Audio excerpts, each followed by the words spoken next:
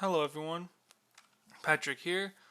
So sorry for the big gap in uploads, but Sylvan was going through some changes. They were going through a lot of balanced discussions, and I didn't want to make a video and then have things be changed and then have to explain it in the comments or description that this stuff has been changed. So I was waiting until these changes were gone through and kind of finalized. They haven't been finalized yet, but I think for the most part, we're going with this. But Sylvan, by far, is the is probably the faction that's going to go through the most changes, just because of their skill ceiling. Sylvan just has the highest skill ceiling out of any faction so far. We're finding new broken combos very frequently just because people are just experimenting with them and they think, oh, this combo with this is pretty absurd, so then we have to find ideas how to fix them and all that. Another quick disclaimer, again, I'm not telling you how to play Sylvan, I'm not telling you what's best to do with Sylvan. I'm just telling you the core identity, what they like to do, what their units like to do, yeah, just like their design philosophy and all that. Anyway, what is Sylvan? Well, Sylvan are a bunch of elves using nature and strong magic to defeat their enemies. Sylvan's very much about agility, speed, magic, couple strong magic users, and they also have quite a bit of self defense when it comes to keywords, more so compared to other factions, I believe. But they're quite hard to deal with unless you have a very well rounded army, more so than other factions, I would say. Um, First, I think their biggest upside is simply put their speed and their mobility. Sylvan is absurdly quick and agile. Compared to the other two factions, Sylvan just has no equal. They are going to move around the battlefield constantly. They're going to find gaps in your defenses. They're going to find a way to save that one unit that's certainly dead. It's just Sylvan has by far the most tricks up their sleeve. They by far have ways of attacking you no other faction has business of attacking. It's just really hard to deal with Sylvan in that they're just so quick and mobile. Now you think you have one unit killed, and then all of a sudden that unit's safe, and then you have three of your units in danger. Uh, Another very big upside they have is simply put their insanely swingy spells and abilities. I believe Sylvan, more so than the other faction, just have these big Hail Mary plays that can completely turn the tide of battle. Um, they might take control of your biggest unit, attack it into your second biggest unit, kill both of them, and then that's just one ability they use. They have abilities that can just save a unit from certain death and then use that unit to save them. Uh, they have abilities that can kill multiple units or put a unit into certain death. Just all these are kind of abilities where if you use it right, it's very, very swingy in terms of you're losing very badly to all of a sudden boom, you're now winning and you're in a very favorable spot. And they have very great disables that can stop pretty much any unit. They're not as great as Exhaust, but Exhaust is the best disable in the game. There's nothing that can really beat Exhaust. But they do have Break, and Break just means it removes all keywords. A lot of units rely on keywords like charging. Maybe they have armor, spell proof, all this kind of stuff. And Break just removes that, and that can very much cripple a single unit from being incredibly good to incredibly useless. So Break is a great disable. Along with roots, they have plenty of roots, and a couple hero-specific debuffs and buffs that we'll get into shortly. Um, One of the biggest downsides of Sylvan is, simply put, they're made of tissue paper. A lot of their units don't have more than 4 health. They have. Actually, you can probably count how many units have more than 4 health. 1, 2, 3, 4, 5. So they have 6 units out of their entire roster that have more than 4 health.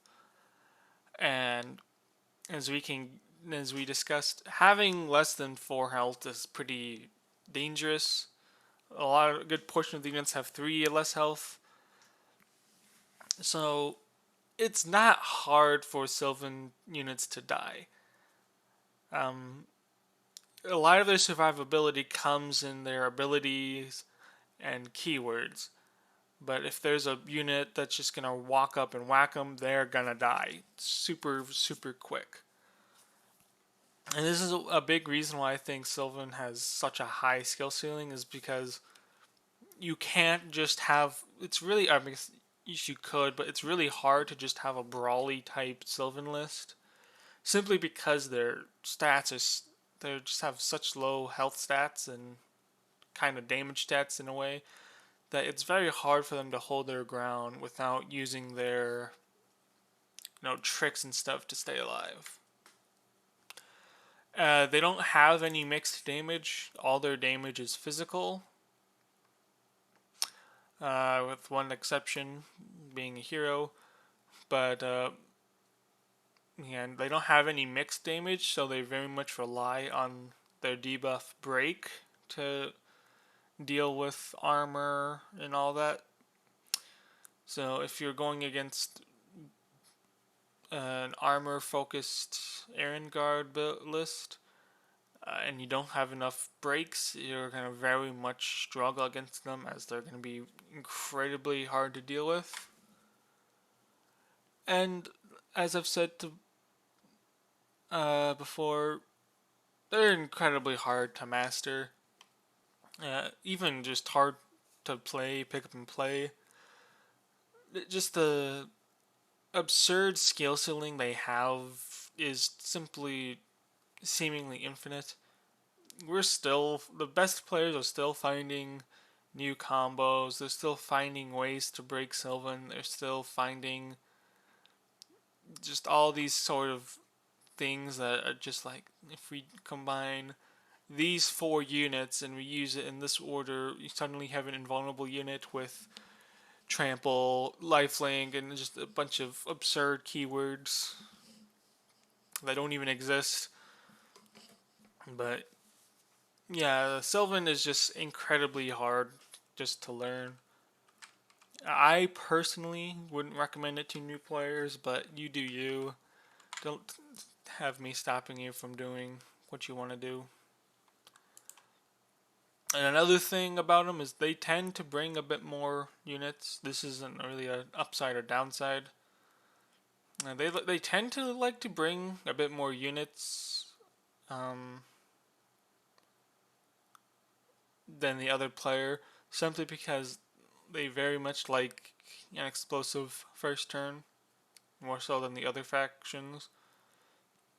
They like to have a lot of their, as we've discussed before, they have very big explosive turns and abilities, and they very much like to do that on the first round. Just try and get the biggest lead possible round one, and then snowball from there. And a lot of that, a lot of this is because again they have very low health, and they're just very easy to kill. So unless they get a decent lead early on, there is a chance they'll just slowly fall behind as all of their units can just die to simple units that uh like regular knight is incredibly dangerous with Sylvan, as that simple 3 damage can kill most of their units, and it's very scary. So they very much like that explosive first turn, more so than other players. Um, so let's get into the heroes. We'll go over Anwin first. Put this here because that's where I'm supposed to go. So we'll go over Anwin. Anwin is their support hero, the mage of the group, well, sage. And Anwin has quite a unique ability. She has 5 mana. She has 1 attack, 1 range, and 3 health. So not the easiest to kill, but she's still pretty squishy. A lot of units can still get her. Oh, what was that? But she has a very unique ability in that when she uses an ability, you may pay a mana, and Anwin gets an extra action.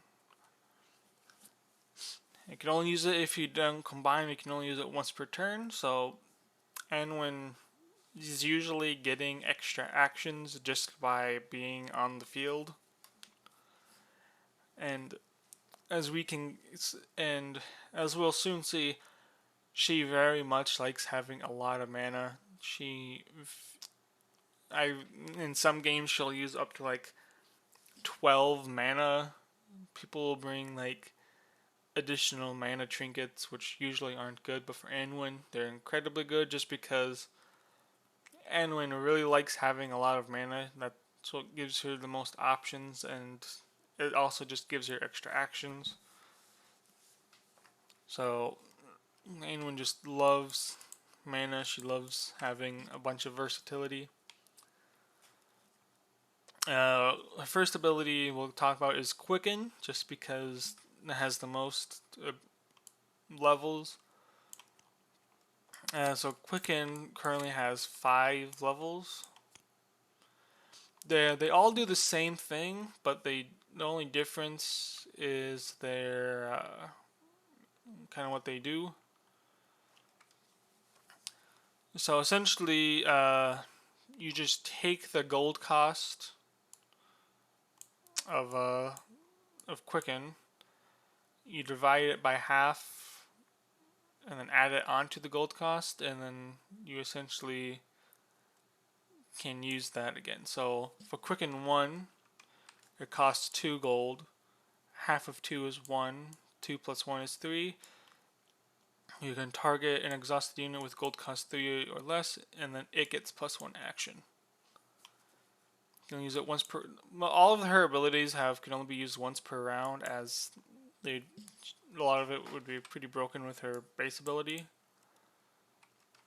Yeah, Quicken 1 is 3 cost units can get plus 1 action. Quicken 4 gets 6 cost. 6 is 9. 4 is 12. And 5 is 15. They all do the same thing. The only difference is that you get the gold cost cap. Otherwise, they do exactly the same thing. But they are pretty expensive. So you really, if you're gonna take a Quicken, you really need to have a plan with it, because otherwise, Anwin could just die, and then your Quicken plan is completely off the table now.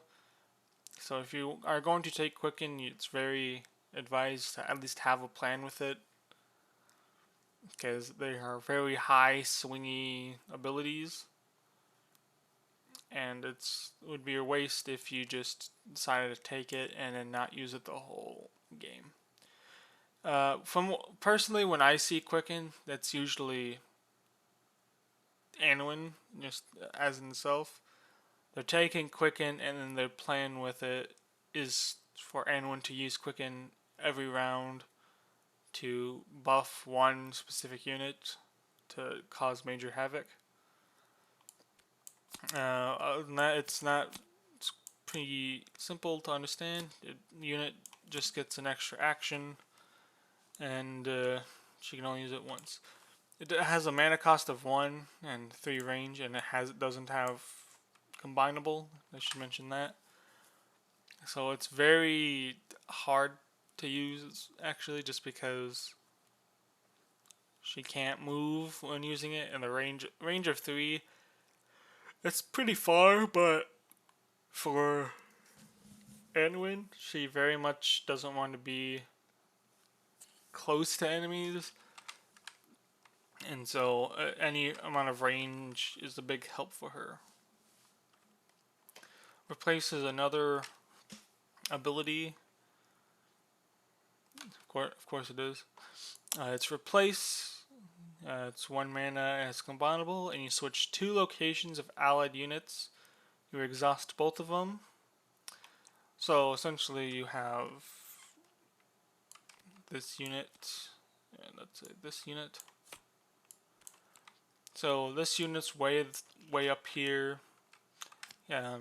He's in danger of dying.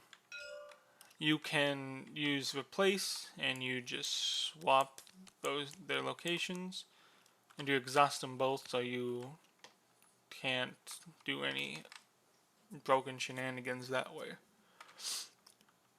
For 1 gold, it's quite tricky to use, I would say, simply because of the exhaust part. You're essentially saving 1 unit, but dooming the other. And it's mainly there to set up for next round, simply because of the exhaust part. So it's very tricky to use, but if you can use it, it's quite strong, as you're just teleporting 2 units. Maybe you have a slow unit that wants to get to the front line, and you have a fast unit that wants to stay in the back. You can take a risk and move up the fast unit, and then teleport them next turn. But then, you just, like I said, that 1 unit is exhausted and can't defend itself. So it's very hard to use properly from experience. But it is 1 gold. It's 1 mana. It's not a big burden if you take replace, and I have seen it be incredibly powerful. Nature's Bosom is under its next ability. It's 1 gold. Has X mana cost with 4 range and combinable. Do X of the following to target allied unit. Heal it for 2, remove a debuff, give it shield 1. X cannot be less than 1, simply because otherwise you could pay 0 and get an extra action. No, this very much is. This screams support Anwin.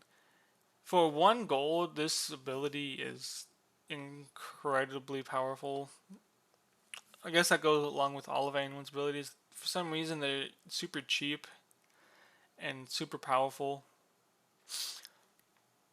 Yeah, so to put in perspective, let's take just their healer. So for 1 mana, you can heal a unit for 2, and it's a slightly worse version of Deepwood Mystic's heal, but it does have 1 more range, and it's 1 gold, so if you just use it for the heal, you're getting a ton of value. You can remove a debuff, which is exactly the same as their healer's debuff, but just longer range, so it's just better.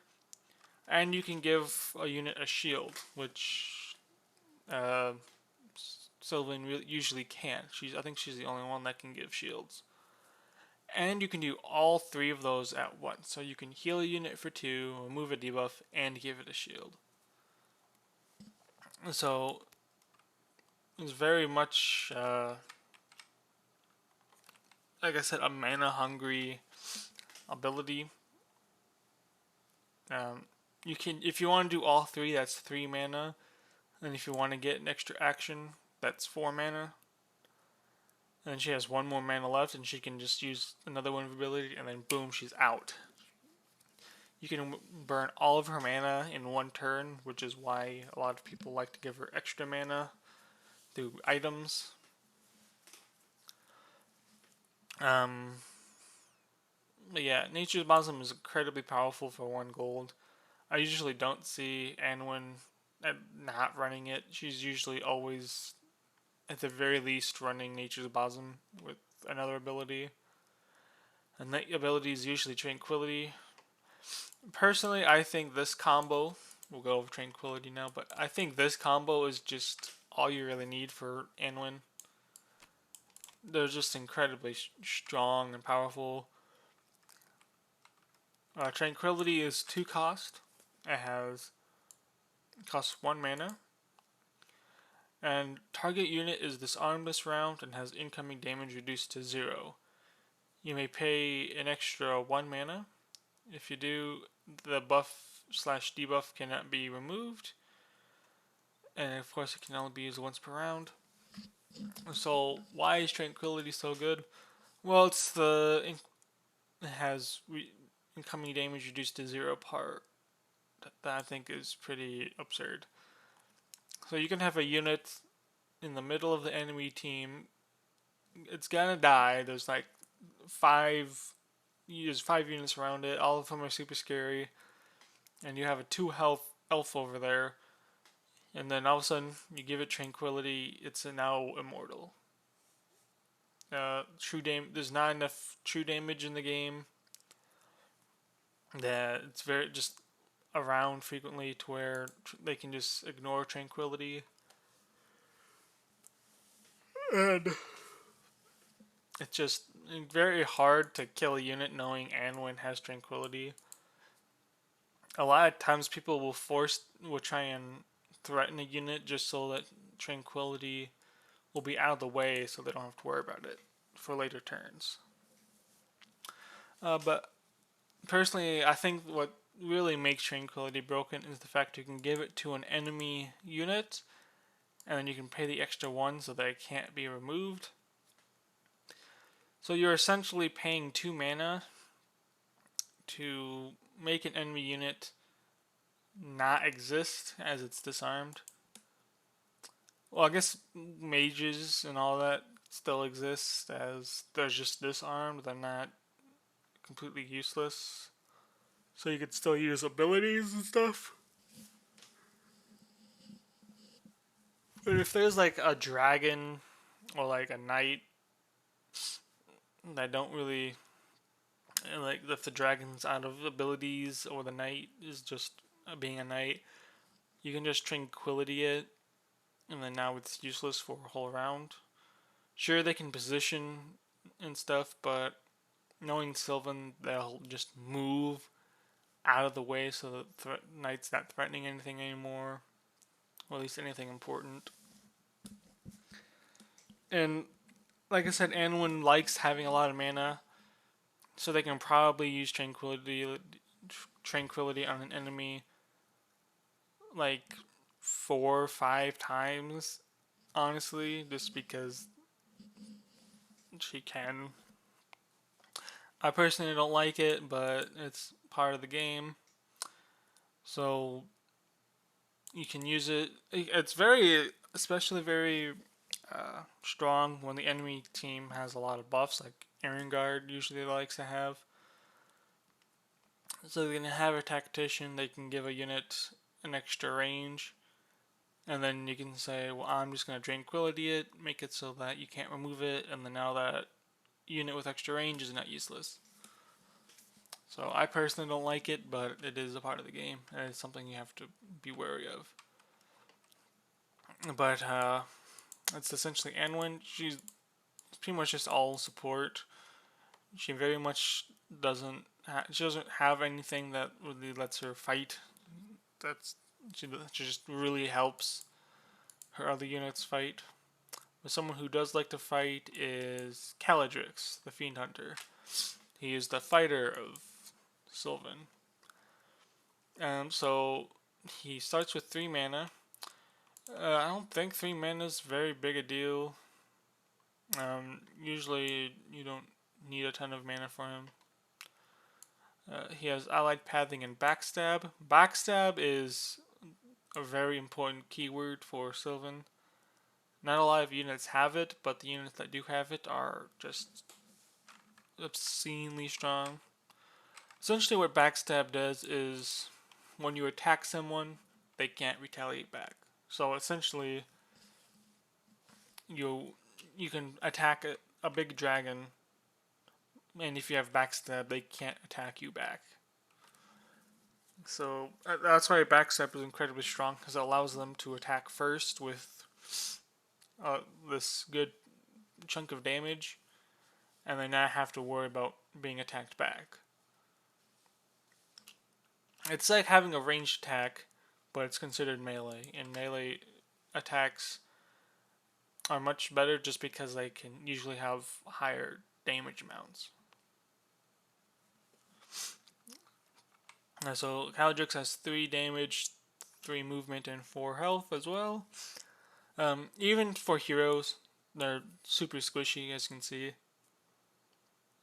Uh, Caladrix having 4 health isn't a lot.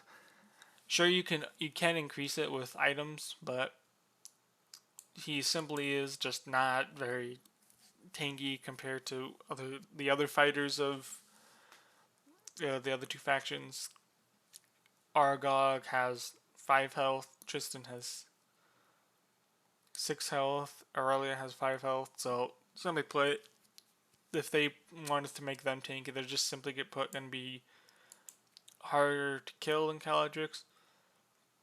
But of course, Caladrix does have backstab, so if he gets the first attack off, there's a good chance he's gonna win any fight, just because he can attack freely and not have to worry about taking damage back.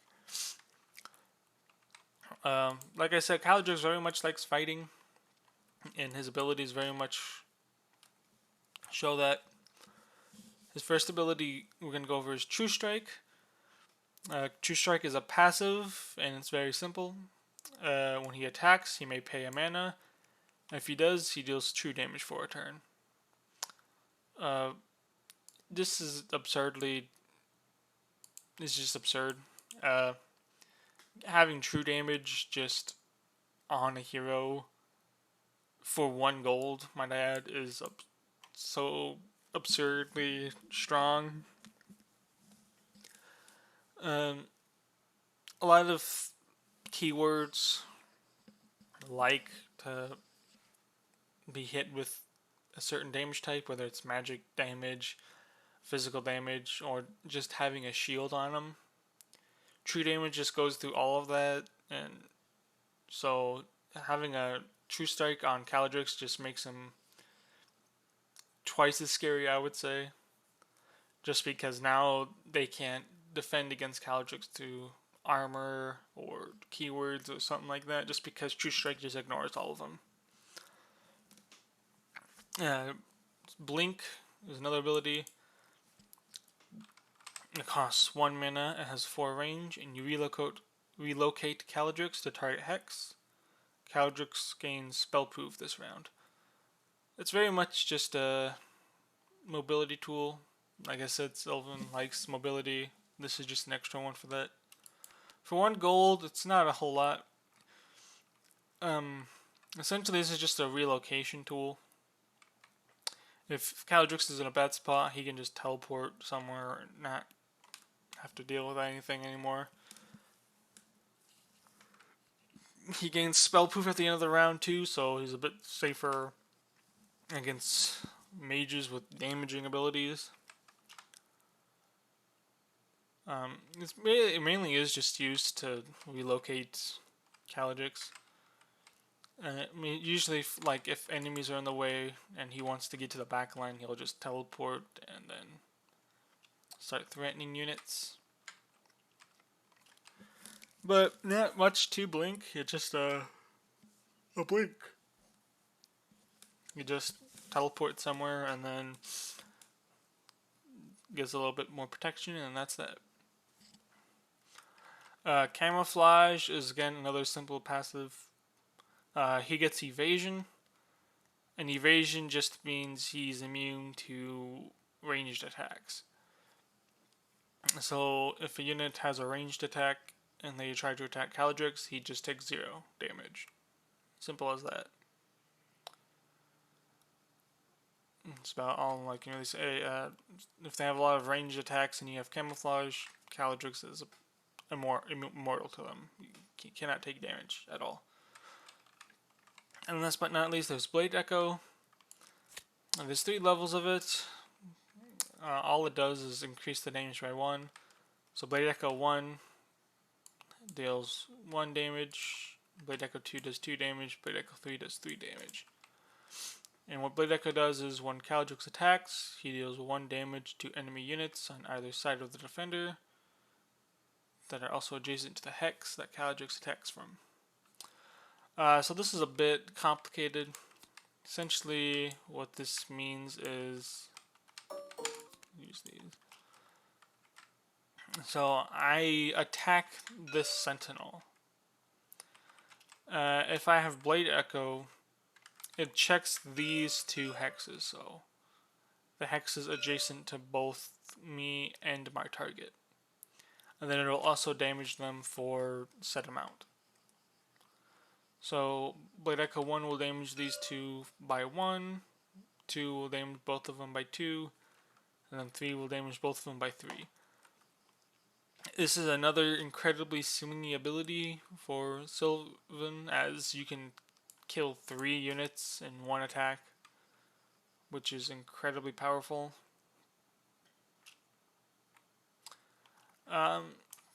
So yeah, that's Caladrix. Very simple kind of character. Just because a lot of his things are just pretty straightforward and easy to use. I'd say the hardest thing about him is positioning, just because again he's not a lot of health and he's he can die quite easily.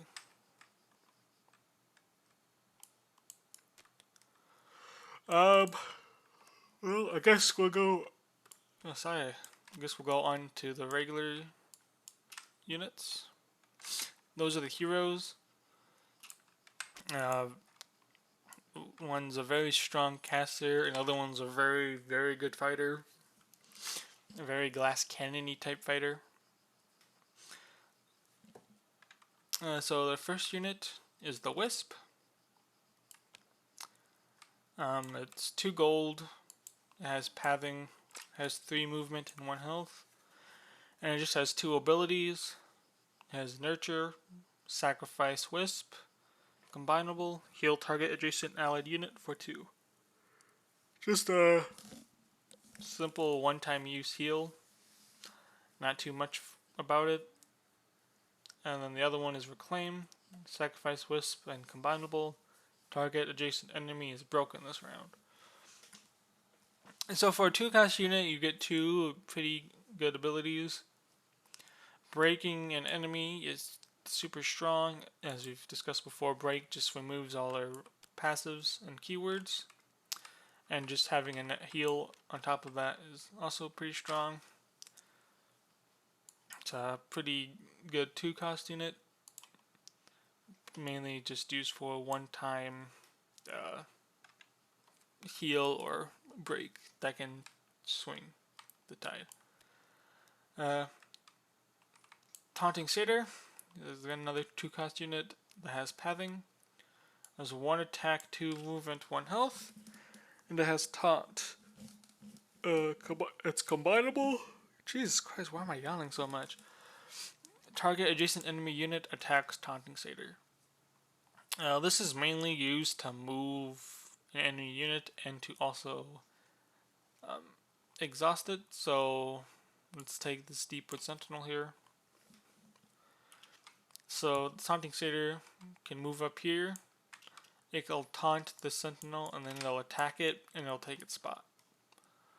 So if this was a pretty high value target, not only did you exhaust it, having it kill essentially a useless unit, but now it's one hex closer to your guys, and that means you can more easily attack it with your units. So for a 2-cost unit, it's very niche, I'd say, but yeah, both of these are a little bit niche, but they're still incredibly strong. Taunting Satyr you do have to be careful of because it has 1 health, and sometimes units just have defensive skills that say this unit can't be attacked, or they just have absurd stats that you can't really kill them. But if you could taunt a very high value target, it's incredibly swingy, just like Sylvan likes, and you can very much just get a free kill for this. Gladehawk is their 4 movement flying charger, and Gladehawk is incredibly strong just because of how cheap it is. So most 2-cost units are very slow. They're very I would say slow. A good portion of them have 2 movement or can't attack. Even like for Iron Guard, they're pretty slow. They only have 2 movement or I don't know why I'm fucking yawning so much. Like the Squire has 3 movement and allied pathing, but it doesn't have charging, so it's kind of slow in that way. The Apprentice Wizard doesn't have. I guess has a combinable ability, but I think it's also 2 movement, so not very fast. Gath has 1 pretty fast 2-cost unit with the Sprite Collar Hound. The rest are kind of slow. Gladehawk is 4 movement, so it's incredibly fast.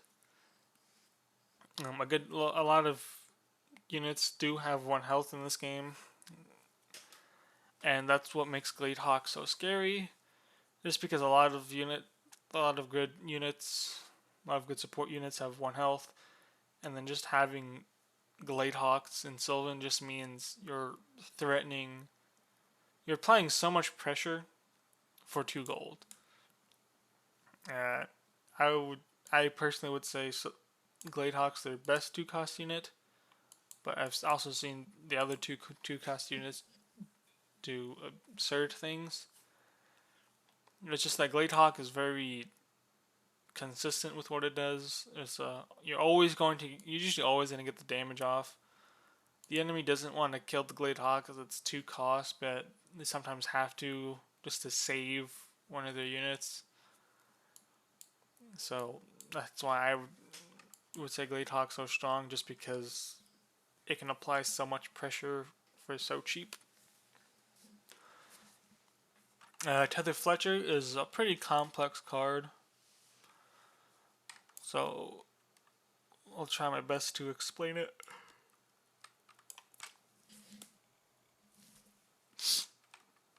So it's 3 costs and has 4 mana, and it doesn't really have any actives. It's just 1 really long passive ability. So when an allied range unit within 4 range attacks during your turn, if this unit is not exhausted, you may pay 1. If you do, give that unit piercing shot, net shot, or hook shot this round. And C back just means all of them are described here on the back of the card. Use this ability only once per round. This ability does not stack. So a ruling that we've come to agree on is that Tether Fletcher should not be able to stack with itself, which means if 1 archer attacks, you can only have 1 Fletcher you only have one Fletcher Buffet. It used to not be the case. It used to be you can only use one arrow, I would say, for each Fletcher. So piercing arrow, net arrow, hook arrow. I know it's a shot, but I like to think of them as just being arrows. Um, so you could have a net arrow and a hook arrow at the same time, which was an infamous pull root combo. So essentially, you would attack this sentinel, and it would be pulled here, and then it would also be rooted, so it couldn't do anything. And it was deemed pretty unfun, as you would essentially just condemn a unit to death. There's really nothing they can do. They'll have plenty of other. They'll have infinite units here threatening this one unit. So we've decided it's best to only have each archer be benefited from only one arrow.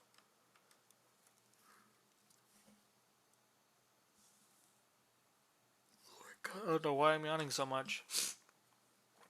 It's always when I record when I start yawning like crazy.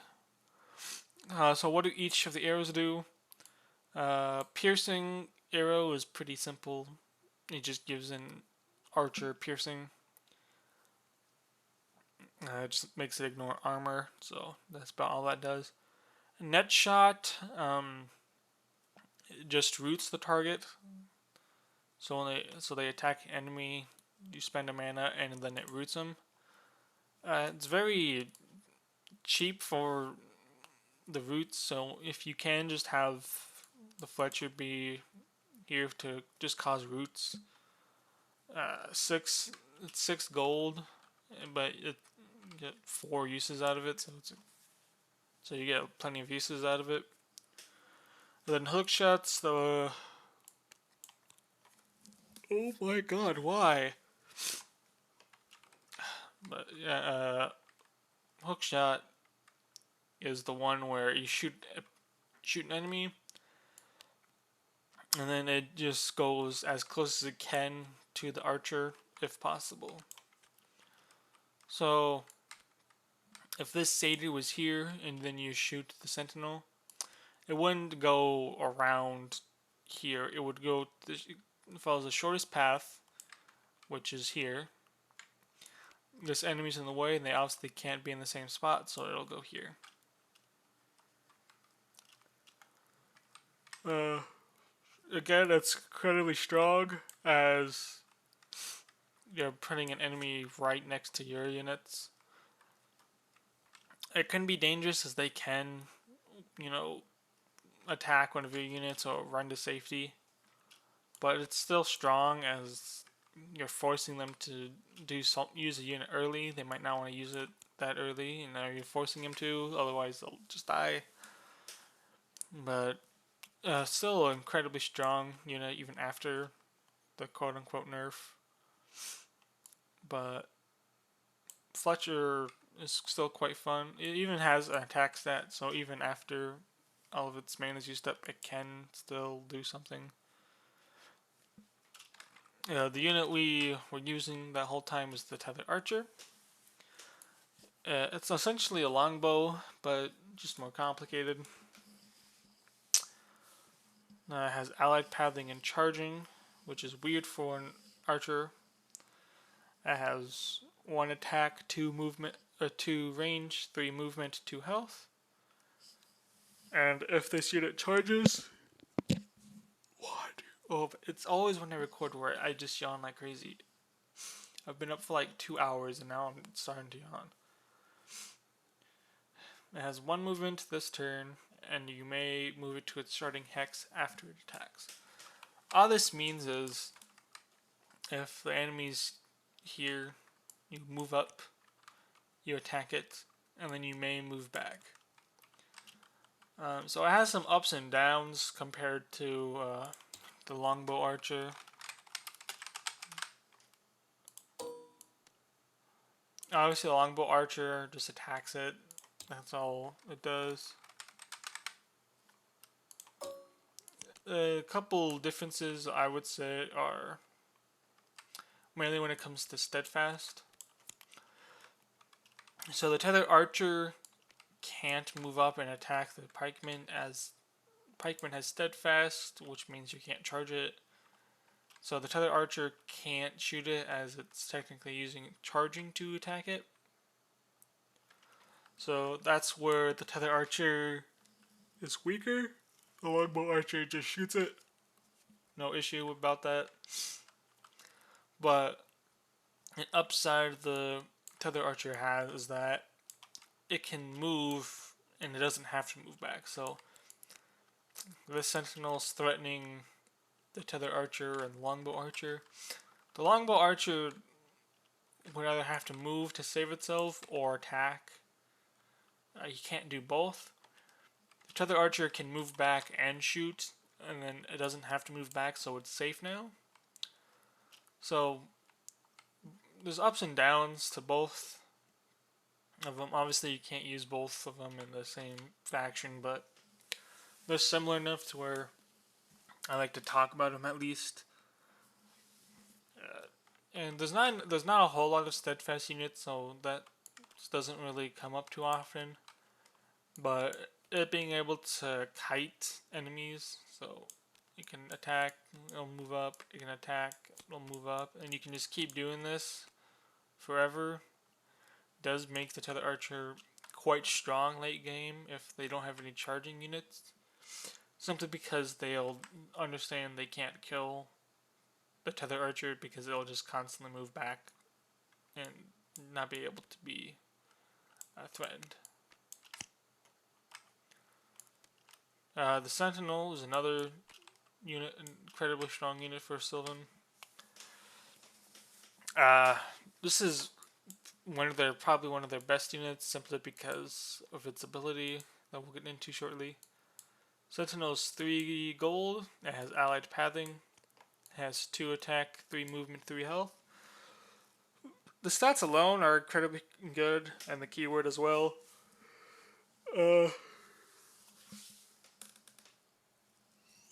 Why am I yawning so much? Just the stats alone are quite high for a 3-cost unit. But the main reason why Sentinel is so good is simply because of maneuver. Maneuver is pretty much what describes Sylvan to a T. It's combinable, doesn't cost any mana. -1 movement if combined, so it's 2 movement technically if you want to use maneuver. And you swap hexes with target allied unit. So this unit's in danger. You can just move up, swap it, and then now it's safe. That's all swapping hexes does. You can move units closer. You can move units away. You can get in front of people. If you have multiple of them, you can swap and then swap again, so they essentially get 2 free movements. It's just being able to swap multiple times, having multiple of them, is just insanely good for Sylvan. It's exactly what they want to do. They want to be super mobile. They want to be super tricky, and just being able to constantly have that mobility is incredibly strong. That's why a lot of people like running Sentinel. It's just because it's always nice having that mobility, just because of how strong it is. Deepwood Protector is kind of a niche unit. I don't really see it too often, but it does have its uses. So it has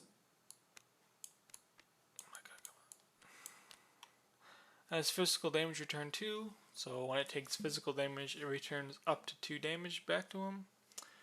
If a non-flying enemy unit moves into this unit's hex, but does not attack it, that unit takes 2 damage. And then it also has maneuver, but it's a really bad maneuver, because it's not combinable. Essentially, Deepwood Protector is just a very cheap frontline unit that's used to stop pathing. That's really it. There's not a whole lot of units that even have pathing, and if they do have pathing, they're just not going to move through this unit. Personally, when I compare Deepwood Protector to Deepwood Sentinel, I'm always going to take a Deepwood Sentinel. The maneuver is combinable. It's got 3 health like always. Has slightly more movement. It has an attack value. And it doesn't have a super conditional effect like the Protector does. A lot of talks have been going around just making it combinable with -1 movement like the Sentinel. Then it'd probably see a bit more play. But as long as the maneuver isn't combinable, it's just not very good. Simply because you have to pre-plan your moves instead of just doing them on the fly. And in super late game scenarios, Deep Protector just isn't as good as Sentinel simply because it doesn't have an attack value. The enemy can just ignore this and then go on with their day. They can use magic damage as well. They might not even have any pathing units to move on to this unit. It's too niche, I would say, for Protector, sadly. Deepwood Mystic is their healer. It's 4 cost, 4 mana. So you're getting 1 mana per gold, which is already incredibly good. And then you're getting stats on top of it. 1 attack, 1 range, 2 movement, 1 health. Being able to attack is nice. Rarely do you see it attack, but it does come up sometimes. And it has allied pathing and 2 abilities. Elvish Medicine is 1 mana, 3 range. Heals up to 2 damage total between any allied units. So if 2 units have 1 damage, you can heal both. Of course, they both have to be within 3 range. But that's what makes the Sylvan healer slightly unique, is that it can heal separate units by 1 instead of just 1 unit by 2. So if your enemy is trying to chip away at you with 1 damage, Deepwood Mystic is incredibly strong for that. And Restorer is just 1 mana, 3 range, combinable. Target enemy or target unit loses a debuff. Very simple healer. It's the cheapest healer too, so it's very easy to run multiple of them compared to the other factions. But it's a very simple support unit. Norfang Hunter is pretty much Sylvan in a nutshell, along with the Sentinel.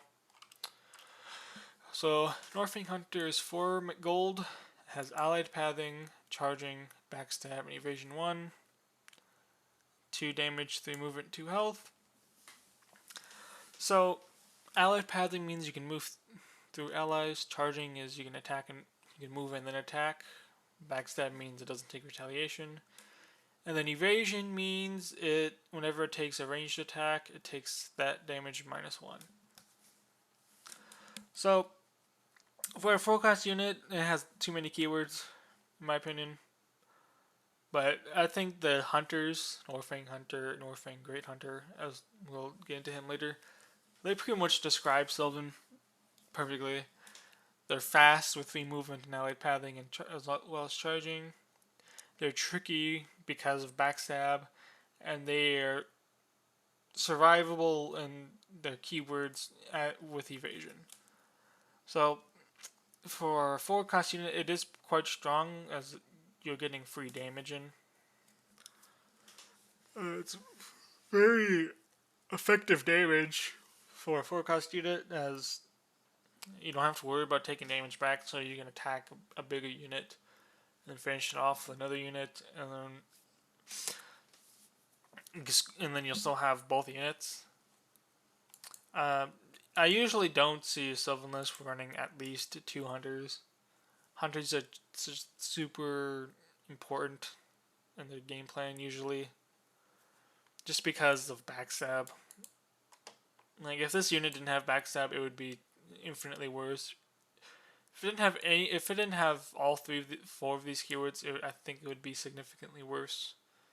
So it having all these keywords is pretty important. But essentially, you're just using this is essentially your knight for Sylvan. You want it to be, it can be a support unit in a way with just setting up kills for other units. It can be your damage dealer with finishing units off, maybe it's being your main damage. It's just very Sylvan of the hunters, what it wants to do. The Witch Hunter is a 5 gold unit. It has Pathing and Magic Resist 3, so it's their anti-magic unit. 2 damage, 3 movement, 3 health, so respectable stats for the cost, especially for Sylvan. I don't know why I'm yawning so much. And then if a unit is imbued or has max mana greater than or equal to its max health, it gains charging and +1 power during combat. So imbued just means a unit does magic damage. So let's say the Paladin, Charbelcher,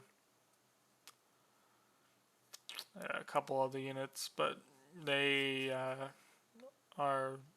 they deal magic damage, and Witch Hunter is able to charge them.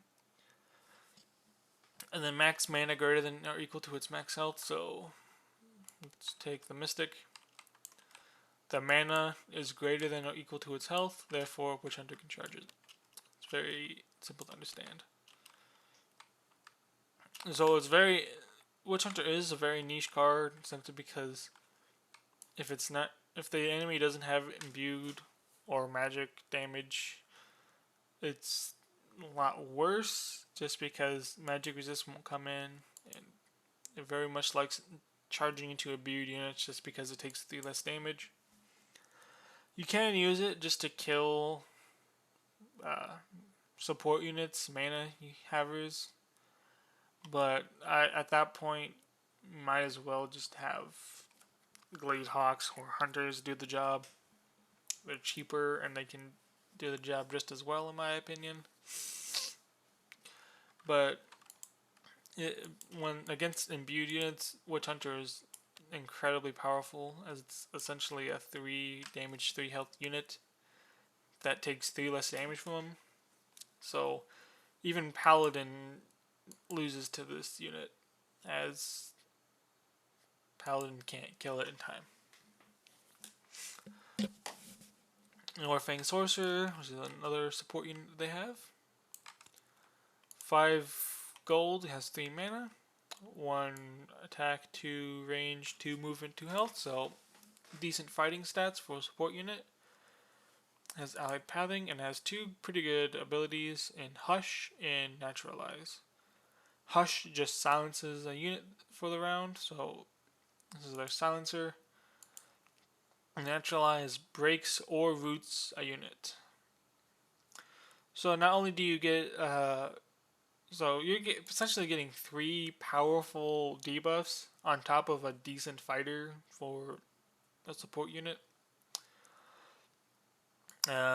If they're running a lot of spellcasters, Hush is incredibly strong. If they have really strong melee fighters, breaking them or rooting them is really strong. So again, Northing Sorcerer is just always good in my opinion. There's never a time where you're not wanting at least one usually, just because its abilities are super strong and they have good range, 4 range and 3 range respectively. It only has 3 uses, sadly, but it's more than enough for Sylvan. They're usually either winning by a lot or losing by a lot at that point anyway.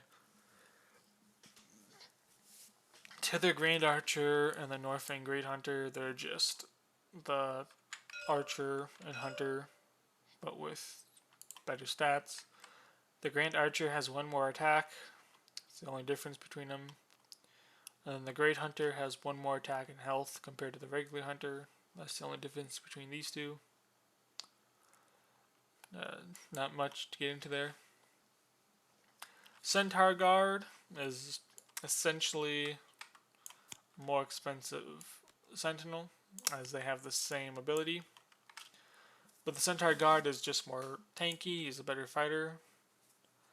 As when he gets attacked, he gets armor 1, meaning he takes 1 less attack. So it's slightly harder to kill him than most units compared to Sylvan. And it has one more attack and 1 more health. Centaur Guard's really good if as like a bodyguard unit, I would say, more so than the Sentinel, because if you're running Sentinel, you're mainly using it for the ability. If you're running Centaur Guard, you're wanting the body, but you're also wanting to use the ability mainly to protect a key unit. Mainly you have a Centaur Guard and the Caladrix, and the Centaur Guard's only job is to swap with Caladrix after he attacks, just to protect him. And that's why I think Centaur Guard's strength is simply having a way better body compared to Sentinel and still being able to swap. Arbor Mage is a incredibly strong support unit we have here. For 6 costs, you're getting 5 mana, 1 attack, 1 range, 2 movement, 2 health. And the 2 abilities it has are Shield of Thorns, 2 mana, 4 range combinable.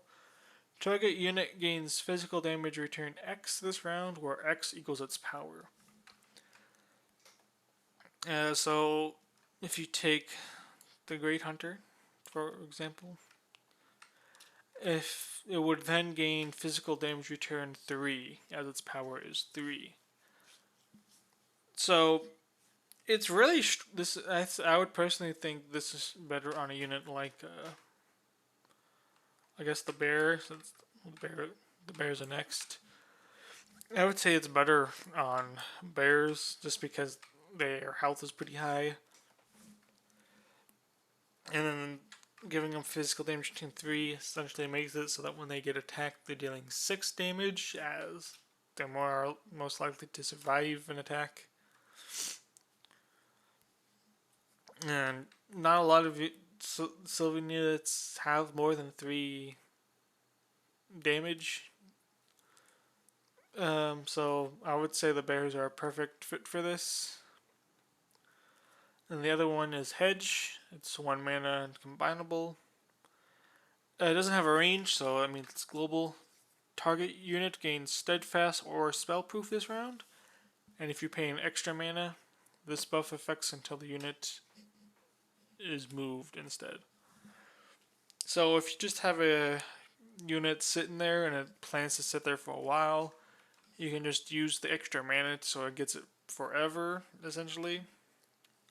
Until it moves, but sometimes that's really good because you might have a unit here defending the middle, and you might not ever want to move it, so spending that extra mana so it keeps it forever is incredibly strong. Of course, Steadfast and Spellproof are 2 incredibly strong defensive keywords. So Arbor Mage is very good Arbor Mage is just good in making it so that the enemy doesn't want to attack you, essentially. They don't want to attack into units with physical damage return, as it'll deal more damage than good. And giving a unit Steadfast or Spellproof, what could be forever, is incredibly strong. Even giving it for a single round is good because it can give that unit just enough time to finish a unit off. So incredibly good support unit here. Oh my god, come on, just stay. It's not wanting to stay.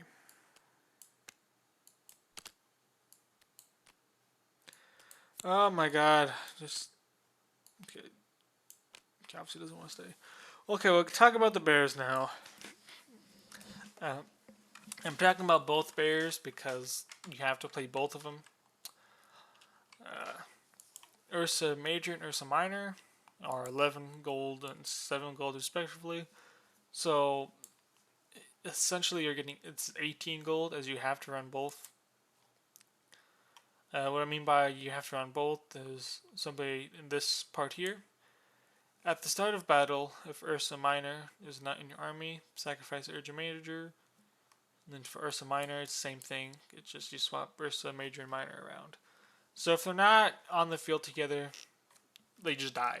Straight up. They just die. So you have to have both of them in your army. Otherwise, you're just losing 11 and 7 gold. They're incredibly strong, though. They're bears, and bears are always incredibly strong units in this game. There's only 3 so far, but I don't doubt they're gonna add in more bears. They're such a fun unit to have. They're legendary. Legendary just means you can only have one. They're the only unit in the game to have legendary.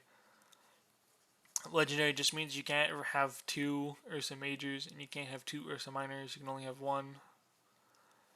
They have charging, and they have both of them have roar. Both of them have pretty good stats. Ursa Major having 4 power, 2 movement, 7 health. Ursa Minor having 3 damage, 2 movement, 6 health. Ursa Major is quite a strong unit. Both are pretty strong units, but I think Ursa Major is just way better than Minor. That's because it has 4 power and more health. So it's harder to deal with, and it's a bigger threat. And so once we get to the roars, it's just more tricky stuff Sylvan can do. Ursa Minor has a regular roar. It just makes an enemy move 1 hex away from Ursa Minor if possible. Greater Roar, which is what Ursa Major has, is the same exact ability except they move 2 hexes away. It's the only bear to have that makes it so enemies can move 2 hexes away, which makes Ursa Major even more scary. So not only are you getting a 4 power charger with 7 health with charging, but you're also getting an ability that could potentially move an enemy or one of your units 2 hexes essentially to them. So example, Ursa Major can move here, it can roar Minor, and then it can move them here, for example. That's quite a big leap here. Like you might have units here ready to stab Ursa Minor. Ursa Minor might be exhausted. Doesn't care if they're exhausted. Ursa Major can still move them. Very strong tank units for Sylvan. Sylvan doesn't have a lot of tank units. You're going to run into the bear combo a lot just because they're very effective for their cost. They're very great tank units. So watch out for the bears. This guy does not want to listen. Okay, there we go. Silverglade Dryad. For 7 gold, you're getting 2 power, 2 range, 3 movement, 3 health. Has allied pathing and spellproof. And then when Silverglade Dryad attacks, breaks the defender this round. So just another unit with break. And it's important to note that break applies before the attack. So if Dryad is attacking a unit like a knight, it removes the armor first and then the damage goes through. So it's always going to deal 2 damage, essentially. Very strong unit as it's infinite breaks. Breaks is incredibly strong. Debuff. And just having a unit that can apply it over and over again like Dryad is sometimes super important, as they might have a ton of units that you want to break but just not enough mana or units to break things with. So just having a unit that can infinitely apply break is pretty strong, especially from range like the Dryad can. It has 3 health and spell proof, so it's pretty safe, all things considered. You do have to watch out for the 3 damage chargers, but you don't have to worry about flankers attacking it, as it's got protection from both. So as long as you have this in a safe spot, she'll be fine. She does only have 2 range, which kind of sucks, but it's not too big a deal. It's Sylvan, you can move her closer and all that. The Northfang High Sorcerer is the exact same thing as the Northfang Sorcerer, except it has 1 more mana, 1 more health, and 1 more range on all of its abilities. It's 2 more gold, so it's got quite a lot of extra stat increases just for 2 more gold. So it's up to you whether or not you think that 2 gold's worth it or not. 5 gold and 7 gold's actually kind of a difference. It just kind of just depends up to you on whether or not you think the extra stats are worth it. Hippogriff. It's a 7 gold unit. It has flying, charging, and counter strike. So it's another flying charger they have. And counter strike means when the Hippogriff takes damage and it dies, it still does retaliate damage back. So meaning it's pretty much always gonna get an attack in, usually. And it has 3 power, 3 movement, 4 health. A very flexible unit they have. It can be used as a flanker because of flying and charging. It can kind of be used as a frontline unit because 4 health isn't always doable. They might only have 3 damage chargers, so being able to survive a hit's very nice. And it also having counter strike means it can, once it's in the enemy backline and they charge into it, it's gonna get more damage in. So Hippogriff is just usually just a lot of damage, as most of the time it's gonna charge into something and then deal with counter strike damage as well. So it's very nice damage unit Sylvan has. Compared to other damage units, the reason you might want to play Hippogriff is just because it's flying. And as well as the counter strike. As we've said before, Sylvan's made of tissue paper.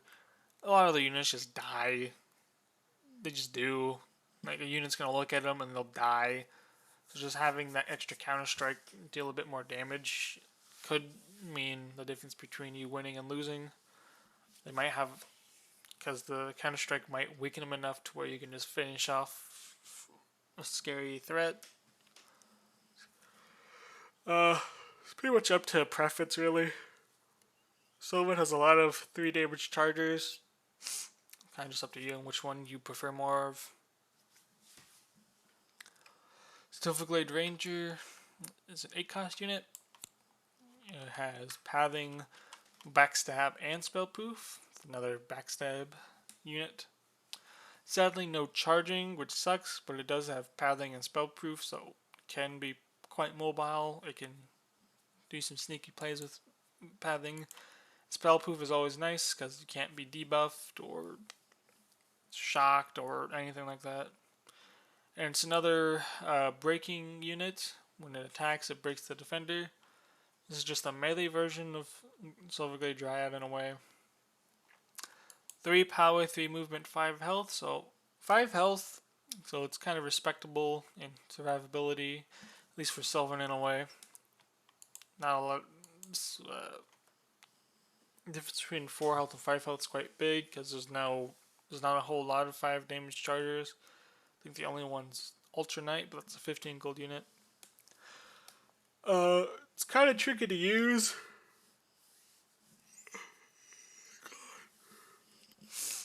You very much have to utilize the swapping and mobility of Sylvan to get this in attack range.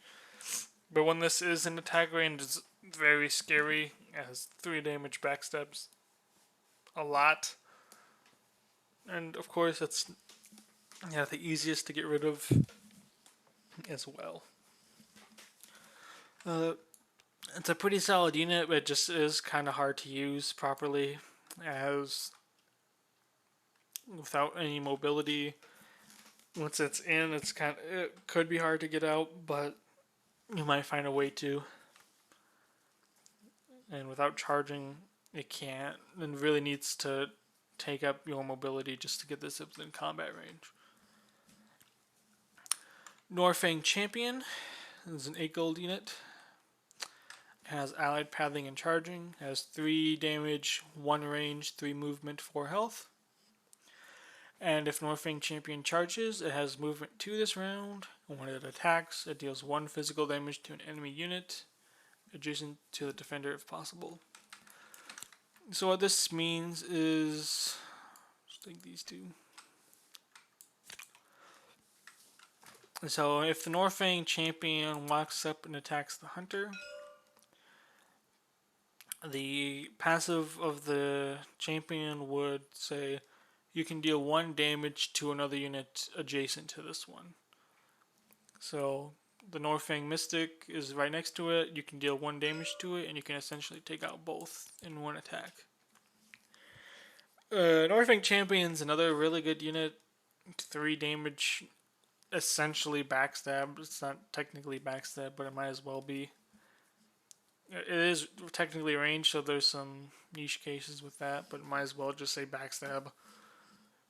And it's very scary if they have a lot of 1 health support units, just because this can get a 2-for-1, or just take him out for free. Again, it's very tricky because 4 health isn't a lot, and getting it in melee range. It could just get charged by a 4 attack charger, or get chipped by an archer and then charge that way. But that's just Sylvan in general. If you very much have to utilize their defensive units to properly protect them. Norfang. No, it's not Norfang. Deepwood Elder Mystic is just Deepwood Mystic, except for two distinct differences. One is the healing total is doubled than the Deepwood Mystic, so it can heal up to 4 damage total between allies. Deepwood Mystic can only deal 2. It has an extra range on the medicine, and the restore is global, so it can remove a debuff from anywhere. Otherwise, it's the same unit in a way. Druid has been a big talk of the town lately. So for 9 gold, you're getting 5 mana, 2 power, 2 movement, 2 health. And you get 3 incredibly strong abilities, as well as this guy. Has allied pathing as well. So first ability is Nature's Call. It summons a treant to target hex. So you essentially get this guy, which is a decent support unit, as well as the treant, which is a great beefy tanky brawler unit. The treant has steadfast, and when it attacks a unit, it roots it this round. It has 3 attack, 1 movement, 6 health. So just having Grovekeeper Druid essentially gives you this beefy frontline unit. And the other 2 abilities are pretty much reliant on there being a treant. So Safe Haven is 1 mana, and relocate target is 1 mana and it's global range.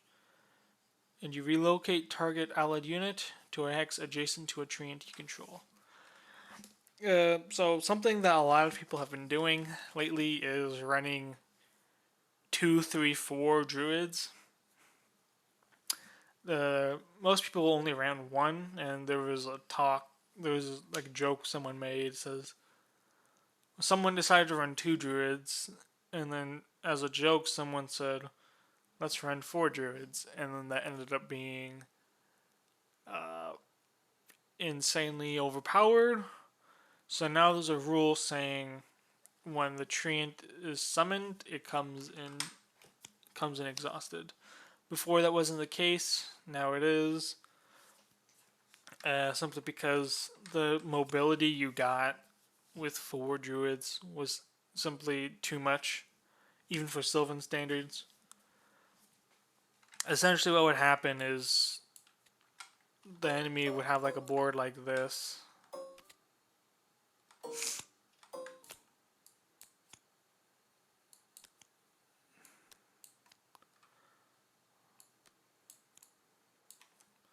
The enemy would have like a board like this, and then they would have 4 teleports in one round, and they could teleport them literally everywhere. This whole row they can teleport to. This whole row they can teleport to. Yeah, so like pretty much the whole middle area they can teleport to. And you had 4 of them. And the treants aren't bad units by any means. So they're not just going to die. They have steadfast, they have plenty of health. So they're not going to just die. And druids can teleport them anywhere. So it's not like this druid's forced to teleport it to his own treant. You can teleport it to this treant. So what could happen is, let's say you have Caladrix. Okay, he's back here, safe and sound. He teleports up here. He runs in, he charges, kills something there, and you can just teleport him here. And then you can teleport another unit, kill another unit, teleport him back to safety. Essentially, someone realized that you could just have more druids and they would just only get better from there. Because it's not like you're sacrificing anything by running a druid. You're still getting a very good unit out of it with the treant. But not only are you having more treants to teleport to, you're getting more teleports overall. So that's why druids were so. It's still great. Don't get me wrong, they're still incredibly strong with their teleport and stuff. But they're not just absurdly broken, with them also being able to summon a treant, move it, attack with it. All this crazy stuff they can do. So yeah, the safe haven is incredibly strong. And then 10 is just you heal a treant for 2.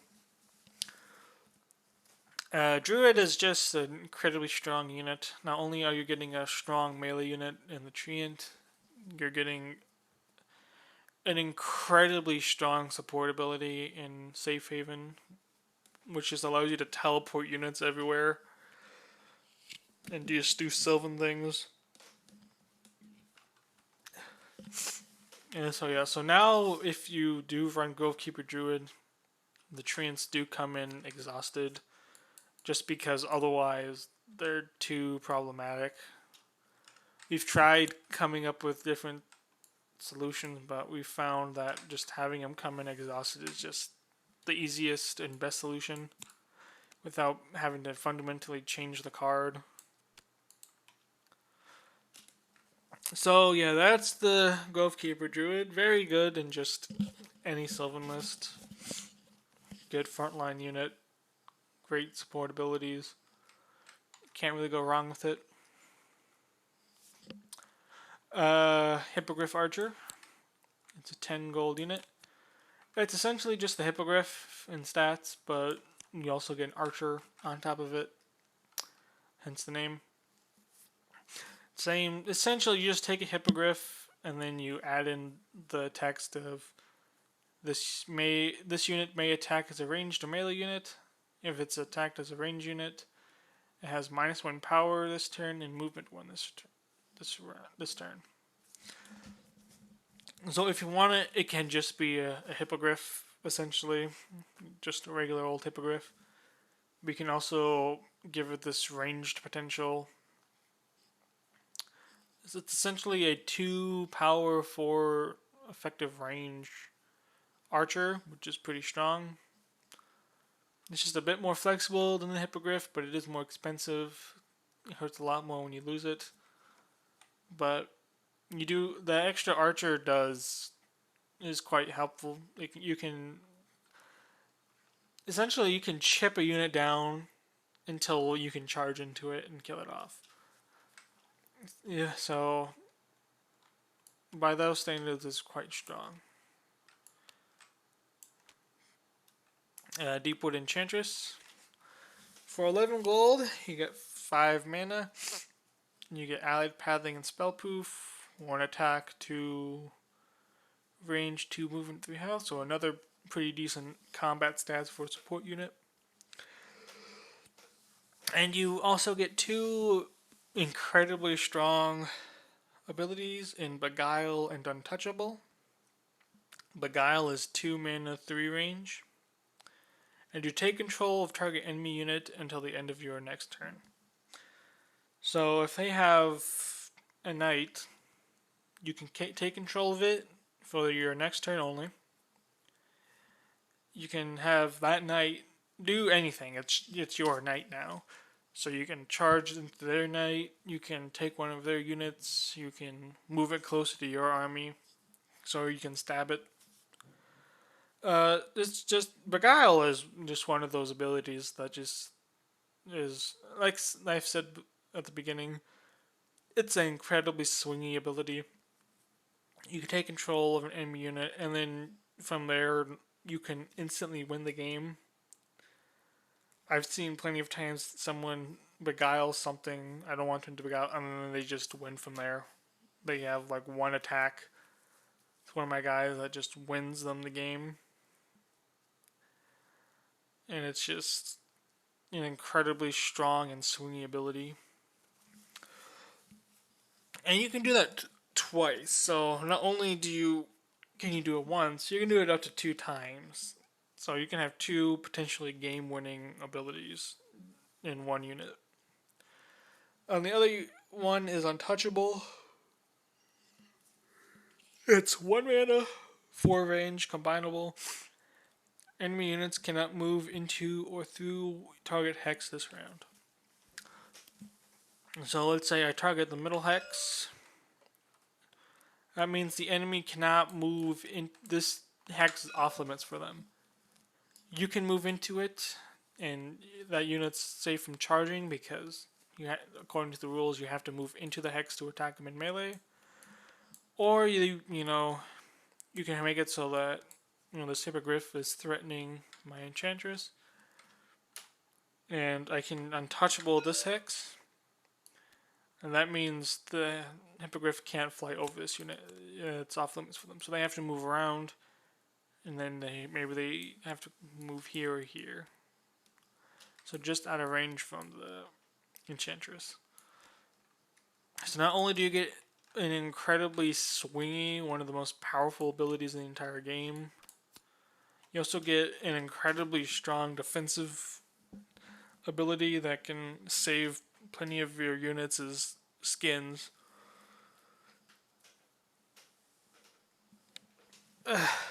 Yeah, very strong unit. You do have to be careful though with the Beguile because that's 3 range. Most 3 damage charges have 3 movement. So if you want to beguile something, you're usually putting her at risk. But again, there's swapping shenanigans, teleporting shenanigans you can do with her, so there's ways around it. Thorn Elemental, 12 gold unit. It has Spellproof, Physical Damage Return, and that's pretty much all you need to know about this unit. Is just the keywords. Spellproof means you can target it with spells or magic damage abilities. Physical damage return means if it takes damage, it deals that much damage back. So it's really hard for a lot of people to deal with it. And on top of that, it also has 4 power, 1 movement, 7 health. It also has the Deepwood Protector ability type thing, but this text doesn't really come into play all too often. The main thing is just the fact that it has spellproof and physical damage return. A lot of magic damage comes in the form of abilities. Carthul's whole kit is just magic damage abilities, and Thornmail counters that whole thing. So you usually have to deal with it with imbued units, which Sylvan has a great answer to, and the Witch Hunter, and or they just have to run into it, which they might not want. Which usually, if anything runs into Thorn Elemental, it's dying. There are very few units in the game that can survive even attacking into Thorn Elemental, let alone the retaliation damage. Most of the time, so let's take Craig for example. Craig Behemoth, 6 power, 12 health. Craig attacks into Thorn Elemental, deals 6 damage to it, doesn't kill it, takes 6 damage back, and then the retaliation of 4 damage, leaves it at 2 health. That's pretty much like the only unit in the game, besides I guess the dragons, that can survive a Thorn Elemental. Otherwise, you pretty much just have to understand that you're going to lose units into it. You're going to have to take damage just to kill the thing. So by that standard, Thorn Elemental is incredibly strong just because of the spellproof physical damage return combo that it has going on. Bull Elk is their 12 cost unit. There might be a theme that the 12 cost units, though the 12 cost charging units are usually they're just what they are. It's a very good description of what the faction is. Bull Elk's no different. It's a 4 damage charging unit, so very good already. 3 movement, 6 health, great stats, and it has steadfast, meaning it can't be charged into. So not only are you getting an incredibly strong charging unit, you're also getting one that can't be charged back, meaning it usually has to be killed through shooting at it, abilities to lock it down, because if an enemy moves up to it, you can just walk away with it or charge a different unit to where they have to chase it again.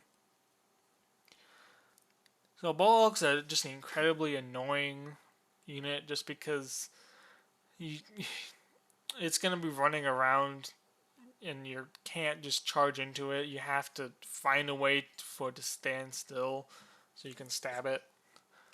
And by that, it's just incredibly strong. Just by having steadfast, it makes it an incredibly annoying and strong unit. Otherwise, when it comes to bulk, it's a good unit. Can't really go wrong with having a bulk. Final stretch here. Tethered Bowmaster. It's a 14 gold unit. It has allied pathing and counterstrike. 3 damage, 3 range, 3 movement, 3 health. All 3's there. And it has a couple abilities. It's kind of just one, just elaborated. When he attacks, you can give one of the following: -1 power and +1 range, or +1 range and +1 power and -1 range. So it can either be a 2 power 4 range unit, a 3 power 3 range unit, or 4 power 2 range unit. Uh, it's very strong. It's very strong because if enemies are closer to it, it's more likely to kill it. If they're farther away, you can just shoot at it still. Less damage, of course, but just shooting something is always good for archers. 3 movements, so it's fast as hell for an archer. Most of the time, the 2 movements enough for them. This guy has 3 and allied pathing, so we can really haul it out of there if he's in trouble. It has counter strike, so even after it dies, it's dealing damage again. And of course, just the absurd damage output the bowmaster can do is pretty great. It is a pretty big target though. Of course, that has 3 health, so it's good against flankers, but at 14 gold at that point, regular knights, which are 8 gold, can just become flankers just for the sole purpose of taking out bowmaster. So you do have to protect bowmaster pretty heavily, as most of the time the enemy is going to really focus it down, and bowmaster most likely is going to be a win condition. But all things considered, it is a pretty good unit, just for the fact that it's impossible to run away from it, and if the enemy does try and move up to kill it, it's dealing more damage to it, and you can probably find ways of killing units that are trying to kill it. So a very strong ranged unit there. Quite expensive, so it does take quite a lot of shots for it to get its value's worth though. And last but not least is Green Dragon. 14 gold unit. It has dragon stats and 5 power, 4 movement, 10 health, and flying. It also has spell proof, which is incredibly strong, meaning you can't debuff it at all. Except for the Dryad and the Ranger are the only 2 units that can debuff it, as they're not abilities, they're attacks that apply it. And nonetheless, and it also has an incredibly strong ability in that it cannot receive more than 4 damage in a single turn. So, I said before, Thorn Elemental is really strong in that anything that attacks into it is essentially going to die. Green Dragon doesn't care. It would attack it, and then it would take 9 damage in return, 4 damage from retaliation, and then 5 damage from the physical damage return. But Green Dragon's passive just says, nah, I'm going to take 4. I don't care. So Green Dragon is a very, very hard unit to kill.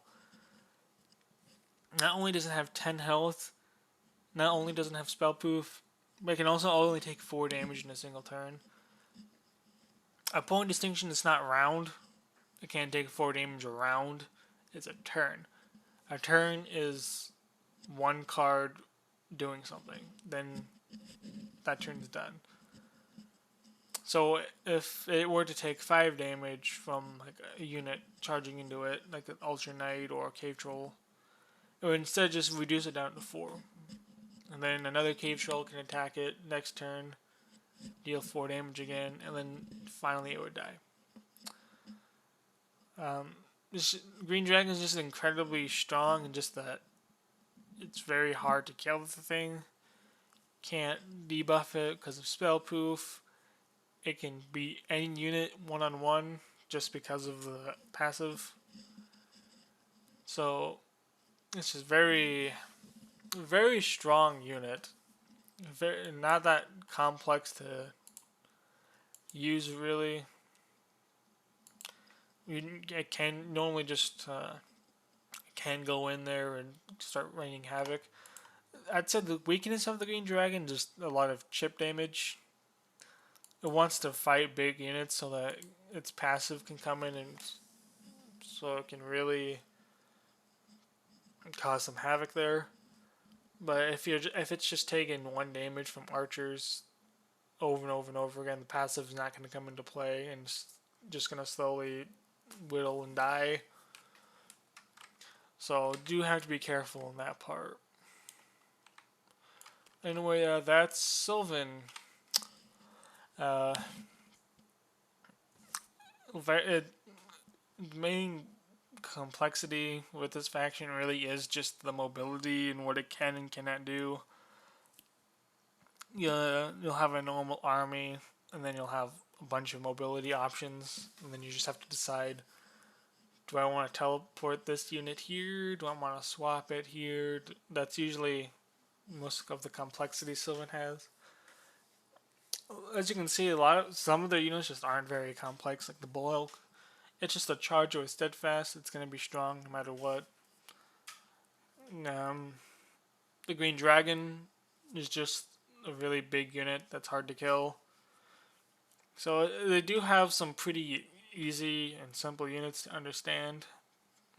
They also have a lot of complex units that have a ton of potential. But anyway, that is Sylvan. Hope you guys enjoyed it, and I'll see you all when the next faction comes out.